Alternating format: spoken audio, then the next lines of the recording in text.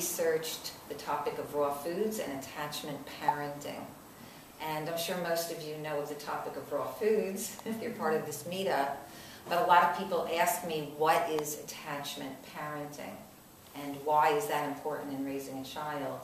And many of my author colleagues said to me, just focus on raw food nutrition. Don't make too many topics in your book. But as I was writing, I found that I couldn't just keep it to nutrition.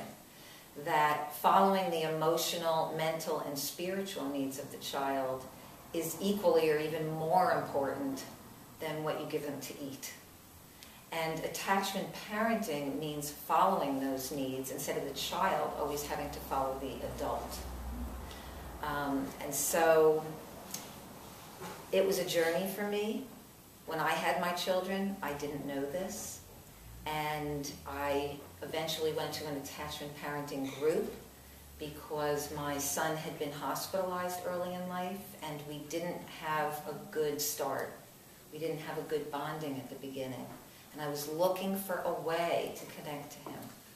And through that, I found attachment parenting, and I began to carry him more and hold him against my skin. And so these are all things that I'm going to talk about as I discuss the book. I want to talk a little bit about myself and what I do in addition to book tours.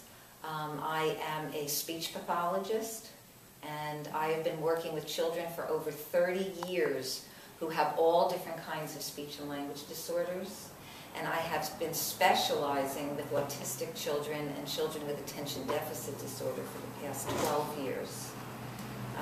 But I'm finding, what's really amazing, is that I'm finding that the nutrition is equally important to the speech therapy when I work with them. And so I've been getting nutrition certificates to incorporate nutrition therapy with these children. And what I'm finding is that these children are making huge gains in many areas. I've been working with one woman who has an autistic child for the past 6 months. Every month we've been doing a consultation. And every month I've been guiding her towards more and more raw living plant foods for this child. And these kids are very finicky eaters. Some of them only eat chicken nuggets and macaroni and cheese. So it's not an easy task to try to get them to eat fruits and vegetables. And one of the things that I do is food chaining. I try to gradually get fruits and vegetables into whatever they're eating, because that very often is the only way I can do it. One child only ate the processed refined chocolate pudding. That was like all she was eating, which was a shock. And so I started with just taking a little strawberry and pureeing it because she wouldn't eat strawberry. So I pureed it and I added to the chocolate pudding.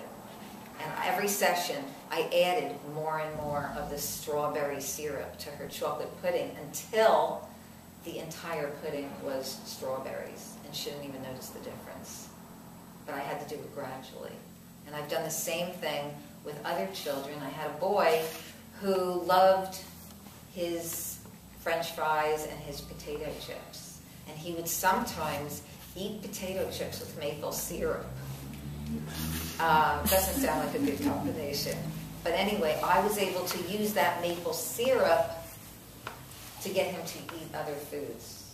I got a little bit of pineapple into the maple syrup, and he ate the pineapple.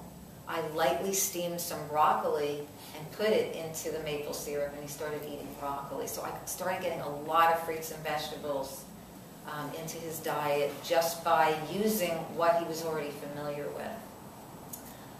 So in addition to being a speech therapist, and I still work as a speech therapist, I've cut my hours now because I'm also doing a lot of traveling. I also am the coordinator of the New Jersey Raw Food Support Network. I have a large group, about 1,300 people on the East Coast. We're about 45 minutes outside of New York City. So if you're ever on the East Coast and you want to find a large raw food meetup group with lots of speaker events and potlucks and parties and movie nights. We have a thriving group. And our biggest party of the year is our Thanksgiving party.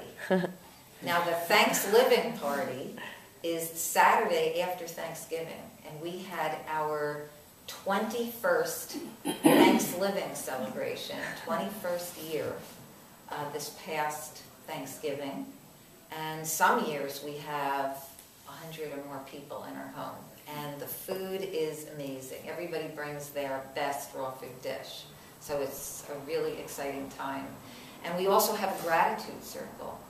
And this is a time of the year where millions of beautiful turkeys are being slaughtered. And we have a gratitude circle to celebrate the beautiful life of the turkey. And so everybody gathers around and we take turns saying what we're grateful for. And so that's a really special part of that day.